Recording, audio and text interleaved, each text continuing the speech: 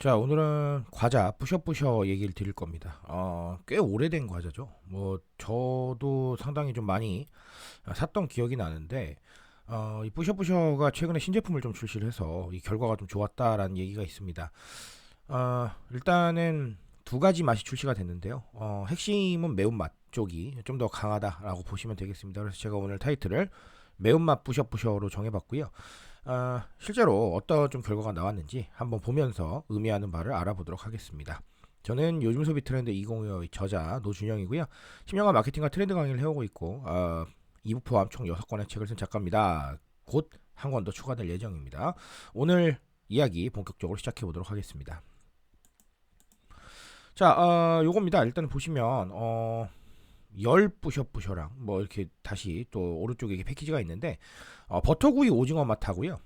그다음에 진짜 매운 맛이에요. 예, 그렇게 돼 있는데 최근에 이제 오징어 게임하고 좀 콜라보를 한 부분이 좀 있었고, 그래서 사실은 요거를 뭐 디깅이나 아니면 컨텐츠 IP 쪽으로 설명을 드릴 수도 있는데 요 얘기는 사실 네, 그냥 보셔도 아시잖아요. 그래서 그걸 제가 따로 설명을 드릴 수는 없을 것 같고요. 어쨌든간 뭐 연출 이미지가 이런데 뿌셔뿌셔가 맛이 다양하죠. 그리고 이 맛에 대해서 또 이렇게 계속해서 뭔가가 나오고 있고 이런 상황인데 이번에는 특히나 조금 좀 네, 자, 이 단어가 굉장히 좀 세게 다가오죠. 그렇죠? 오뚜기니까. 그래서 이런 느낌들을 좀 생각해 보시면 되겠다라는 거고요. 실제로 어떻게 좀 나왔는지 보면요. 매운맛과 버터구이 오징어 맛이 나왔고요.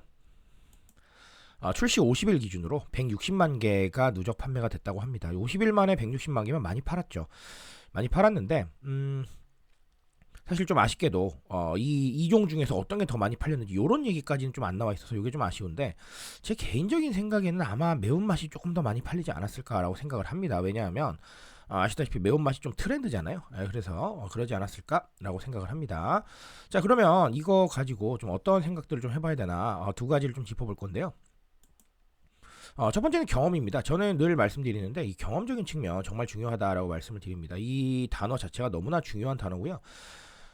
결국은 뿌셔뿌셔 같이 오랫동안 사랑받고 또 오랫동안 나와 있는 제품들은 솔직하게 말씀을 드리면 새로운 부분이 좀 부족해요. 새로운 경험들이 좀 부족하기 때문에 이 경험이란 부분들을 좀 채워주기 위해서 여러 가지 일들을 해야 되는데요. 이렇게 새로운 맛을 내는 방법도 있고요. 아니면 이런 IP와 콜라보를 통해서 좀 패키지를 좀 바꿔보거나 아니면 기타 뭐 컨텐츠를 좀 활용을 한다던가 이런 다양한 방식들이 있습니다. 이런 경험들을 제공을 할 때 사람들이 조금 더 반응할 가능성이 높아질 거고요. 기존에 뿌셔뿌셔 알고 있었던 분들은 좀 더 강하게 기억을 하는 거고, 잘 몰랐던 분들은 이걸 통해서 또 알 수도 있는 거거든요. 이렇게 새로운 경험을 주지 않으면 좀 어렵다라고 말씀을 드리고요. 이런 경험이 없으면 사실 브랜드는 항상 멈춰져 있잖아요. 제품도 그렇고요. 그러니까 그런 일들을 좀 피해야겠습니다. 뉴미디어 시대잖아요. 활용할 수 있는 것도 많고 또 이렇게 하면 SNS에서 반응도 있는데 굳이 이런 경험 안 줄 필요가 없겠죠.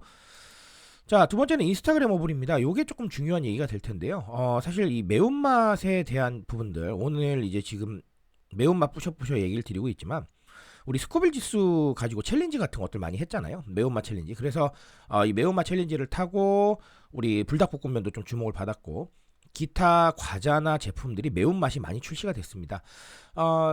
인스타그램에서의 이런 현상들, 조금 더 크게 말하자면 뉴미디어의 이런 현상들은요, 소비에 분명히 영향을 줍니다. 모두가 뉴미디어만 보고 소비하는 건 아니겠지만 현 시점의 소비 중심 세대라고 할 수 있는 MZ세대와 알파 세대들이 어떻게 보면 기존의 기성세대들이 매스미디어의 영향을 받았듯 똑같이 뉴미디어의 영향을 받고 있거든요. 그러니까 이런 현상적인 측면들은 항상 발굴을 하시고, 만약에 우리가 적응할 수 있는 부분이 있다라고 한다면 어느 정도까지는 좀 적응할 수 있는 방안을 고민하시는 것도 아이디어 차원에서는 전혀 나쁘지 않겠습니다. 자, 그래서 인스타그램 어플 한 거를 발굴해 내셔도 좋고요.